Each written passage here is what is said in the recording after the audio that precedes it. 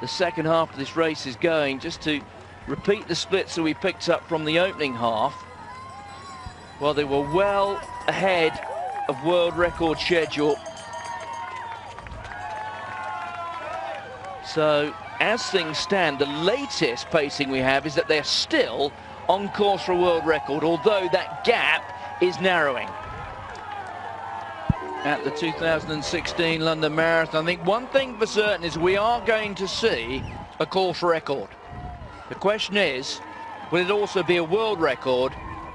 And which of these two outstanding Kenyan athletes will take the title? Eliud Kipchopge, seeking to retain the title he won 12 months ago. Stanley Biwott alongside him there wearing the tangerine vest. The winner in New York, a man perhaps poised to step out of the shadow of more illustrious names and figures. What a day it would be for him to not just win in London, but also claim the world record. The evolution of the classic distance, 26 miles and 385 yards, may yet be about to take another step forward. Well, the forecast, Liz, coming in today were not great. Cold, even a prospect, even a promise at one point of hail and bitterly cold temperatures. Well, I know it's a bit of a cliche, but what we've seen over the last couple of hours has certainly warmed us up a bit. Yeah, it has. And, you know, cool conditions are great for marathon runners. It means they can run fast without getting too overheated, especially when these guys are working so hard. So it's going to be, these are great temperatures for them. No wind, no rain, no hail and snow. So it's going to be great. And I think that's why there's a world record on the cards here. And just to try and digest those latest splits that you have just seen, they are losing ground a little bit, having had a huge start at halfway, something like 20-odd seconds. Some of that advantage is being lost because Kometo was very fast in the second half in Berlin, which we know to be a very fast course. So they're losing a little bit of ground on that. So you could say, in terms of the world record, they are moving slightly in the wrong direction. So what happens now from here on in is absolutely crucial. It is. They don't want to drop off the pace too much, although I think now they're going to start getting very competitive with each other as they go into the final stages of the race. They've probably only got another, 15 minutes left of racing, so the last mile is certainly going to be a quick one, I'd imagine. Although you could say that there comes a point when competitive at some point, certainly not until that last mile, doesn't necessarily mean quicker. If they start looking at one another too much now, you could see maybe a little bit of a loss there in the tempo coming. Although again, the counter argument to that is two men pushing one another along surely is rather better than one man who's been out there on his own and he's starting to tire, which Dennis Kometo will have been when he broke that world record in Berlin. But Kipchoge and Biwott, as things stand, you have to say, both men looking remarkably fresh. They do. It's a hard one to call. They both look great going into the latter part of this race. Well, the fastest ever London Marathon we've seen, Wilson Kipsang, when he won here in 2014, 2:04:27. I mean, that's going to be blown away by, well, could be 90 seconds. Could be more than that. Certainly you would have thought a minute, whatever happens here. We're seeing the fastest ever London Marathon. And if you consider the evolution of this race, and it's meant there's no disrespect to the men who ran these times, but Steve Jones, when he first won here back in 1985, so 31 years ago, 2:08:16. So he'd have been more than a mile behind at this stage. And then if we go through great names, Douglas Wakihuri, you might remember him, the Kenyan who won the world title in Rome in '87. He was the world's best marathon runner. 1989, he ran 2:09:03 to win here. Eamon Martin, brilliant exponent on the track. Friend of Eurosport, he won the race in '93. He ran 2:10:50. We had the period of Dionisio Serrano, and when he won 3 on the bounce, but never ran quicker than 2:08:30. These men here are potentially running faster than 2:03. We're talking almost a mile. That's how much faster they are running 1 mile over 26, and that's almost impossible to comprehend, isn't it? It is, it's crazy. But these guys, you know, they've been running under sub 2.5 over and over again, and you know, they're just proving what they're capable of. And it's ideal conditions, you know, and often you don't get that in a marathon. It's very unusual for all the things to come together at the same time. No wind, you know, nice cool conditions, a great course, great support.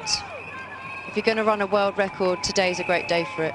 Yes, Martin Lell, when he recorded the 3rd of his wins, that's going back 8 years now. We thought he was taking the event into, well, at the time, he was taking it into another world. He ran 2:05. We're going to be running here again, something like 600-700 meters faster than that, over a full marathon, and even over 2 hours. That is a long, long way when you are running close to 100% and at the level that these men are. So let's just sit back and enjoy one of the great duels. 2 great East African athletes, both from Kenya. Stanley Biwott there on the left. Eliud Kipchopge, who, well, winner 12 months ago, wins here. He is the world #1, whatever any rankings might tell you. These guys have surely got to be selected for the Olympic team for Kenya. This is what they're running here as well for today. Yes, there's a lot at stake. And I think it goes without saying, and I'm not sure the old dollar signs necessarily appear in the eyes or even the peripheral vision of these men when they're running here, but the potential bonus, I think, on offer from those who organise the London Marathon will be rather eye-watering should they break a record here, because the London Marathon is attributed and credited with many things, but I don't think anyone has yet told us this is the fastest course in the world. It may not be the fastest course in the world, but it could be elevated to that reputation if they can break a world record here.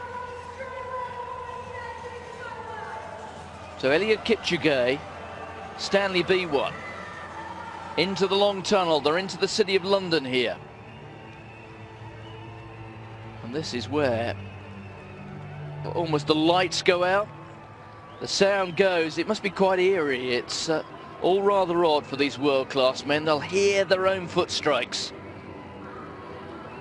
Liz Yelling and myself, Martin Gillingham, taking you through the conclusion of this 36th running of the London Marathon. And we have yet to learn who's going to win the men's race. Eliud Kipchopge, defending champion, on the right. Stanley Biwott, fellow Kenyan, on the left. They were on world record schedule to halfway. Well ahead of it, in fact. Something like half a minute up on the world record. But the latest splits we're getting, Liz, suggest that they may be losing ground. Yeah, it does seem that they're now running over 2.3 pace, just over 2.3 pace now. And that's, you know, got to be in direct relation to the first part of the race. It was so fast. They headed out in 2-hour pace, and they're paying the price for it a little bit now. World record 2:02.57. The fastest time we've ever seen in London, 2:04.29. So that course record is going to be improved by more than a minute. I think we can be fairly certain of that. Whether we see now a world record, well, the prospects of that are receding. But now we have the gap, and Eliud Kipchopge is kicking on. The man who won a world title on the track 13 years ago in Paris is coming to the capital of London for the 2nd straight year, and he's on his way to a successful defence of that crown. The closer or the further away he gets here from Stanley Biwott, the more perhaps he can focus on trying to chase the clock. But Eliud Kipchopge, his own lifetime best, 2:04. So he's going to improve that by something close to a minute. And Kipchopge now is kicking on, and there's no doubt that when Dennis Kimetto broke that world record in Berlin, he was very, very fast indeed over the closing stages. It was a stunning last 10 kilometers or so he ran in Berlin. But here is Kipchopge showing the sort of leg speed that took him to so many victories on the track, and he's suddenly opened up a very big gap indeed, and he's yet to turn right into Parliament Square. But now, well, maybe he can pin his ears back and even try and target that world record, although the latest schedule suggesting that maybe he was almost 10 seconds or heading for 10 seconds off that mark. But who knows here?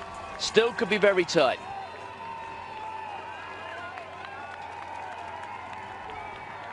Kipchopge just stepping off the most direct route to take a drink. But you have to say, look how strong he is. There is no sign of him hurting at all here. No, and earlier he looked like he was just gathering himself for the finish, you know, taking off his arm warmers, preparing himself for this final part of the race. So 2:02.57 is the world record. And at the time, that was a huge world record. It improved Wilson Kipsang's mark by almost half a minute. Kipsang having run 2:03.23. So every chance here that Kipchopge, he's run 4:38 there for the last mile. There's no slowing up there.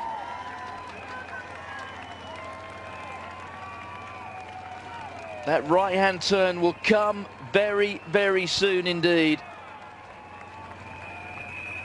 And it really can't come soon enough for those who are hoping here that we might see a world record, but fades, or hope's beginning to fade just a little bit.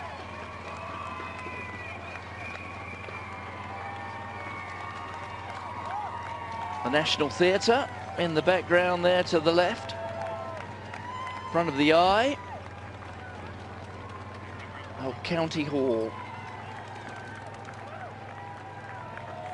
And here goes Eliud Kipchopge. Can even afford himself a little bit of a smile, but he knows how hard this has been and just how quick he's had to run.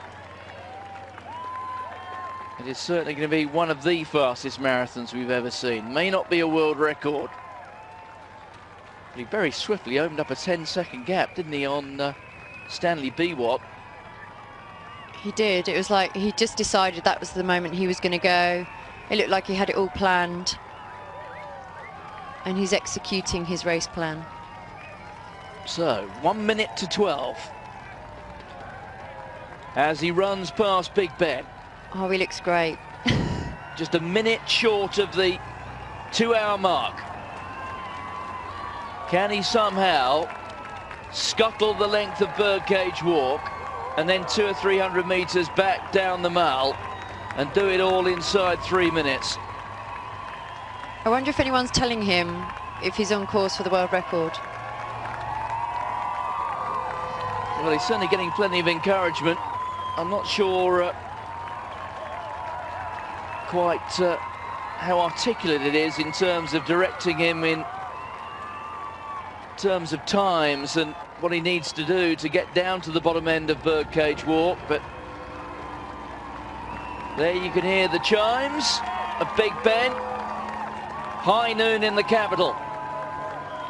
Eliud Kipchopge just picking up the cadence again. It's now a huge gap back to Stanley Biwott. The first possible sign, the first hint of a grimace. It has been a tremendous run, hasn't it? He has. He's looked strong and in control throughout the entire race. So the clock ticks on now. That world record, 2:02.57. He's still got an awfully long way to go down Birdcage Walk.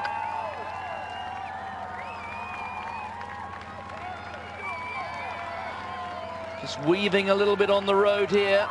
He's back onto the blue lines.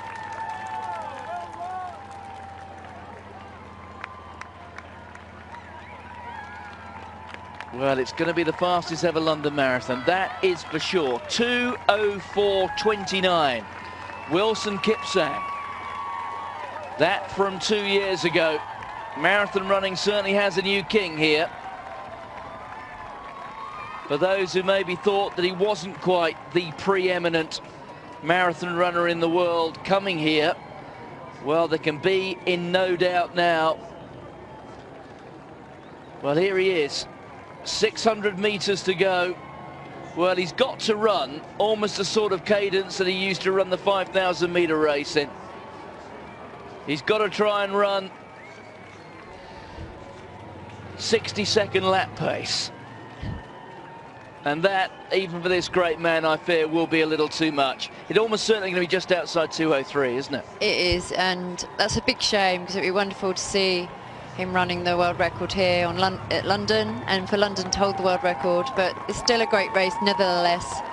A fantastic performance. Well, the marathon, in some respects, you describe as not a perfect race because it's never run over exactly the same course. It's not like an athletics track, so it's often wise to draw that form line, that comparison line across from other races on that course. And that 2:04.29 from Eliud Kipchopge, which was blisteringly quick when he did it, and still is looking back now. Well, that is being consigned to the dustbin. Oh. The run in now. He can see the finish gantry ahead. Little more than 100 meters to go. 2:02.57 is the world record. I fear it's just going to elude him. Look at him. He's kicking on here. He knows how close he is to it, but I fear he's just going to miss it. 2:02.57 has passed. It's going to be the second fastest marathon we've ever seen. 2:03.05. Course record by well over a minute. A brilliant performance. And that, you'd have to say, if we consider that point about comparing performances across other performances on the same route, it isn't a world record, but frankly, that is as good, if not better, than any marathon run we've ever seen. Absolutely, and on this course as well, it's a fantastic course record for London. He set the bar higher, and he did it in style. He looked so great and in control. So Stanley Biwott, he's going to break the old course record by a big margin. A big PB for him as well. Second man to have ever broken 2:04 in London. Over a minute off his best. So Kenya 1, Kenya 2. It is Kenya's morning in that great fight between the two outstanding East African nations. Well, and there comes the realisation, one of his achievements, perhaps that small bit of disappointment, that he hasn't quite broken the world record. Well, you would have thought there will be somebody from, perhaps, dare I say, the Berlin Marathon, waving a pen, a contract and a checkbook at him before the end of the day.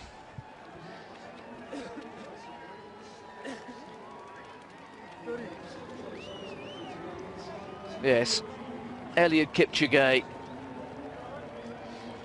When you consider what he's done here, and it is an outstanding achievement. It's a very, very busy year ahead. Of course, he will want to go on. There's old David Bedford. Man who's done so much for this race, the old Shaftesbury Harrier, former world record holder himself. You won the top three, are you happy with what you got? Huh?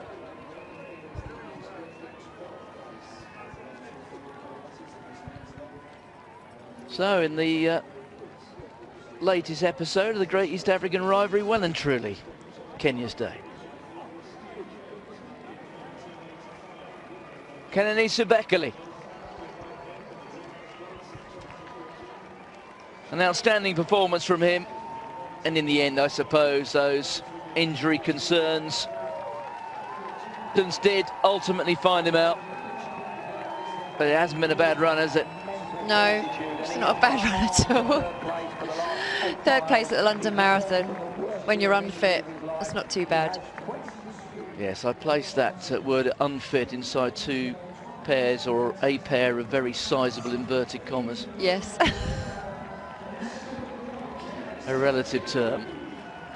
But for this man, when you consider what he's achieved, 12:37 man at 5,000 meters, Even run a 3:32 1500. He's got leg speed, which even Eliud Kipchopge couldn't match, but over the full distance has been found out.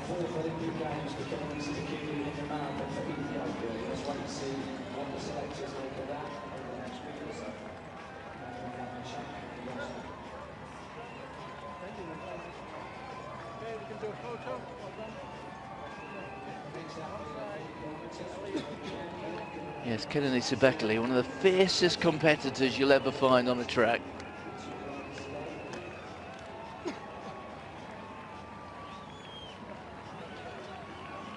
So there's the picture, the 1, 2, 3. Eliud Kipchopge, back-to-back winner in London. Stanley Biwott, a near miss for him, the New York Marathon champion from last year. And then on the left, Kipchopge, who I think it would be reasonable to say is rather forcing a smile we've ever seen.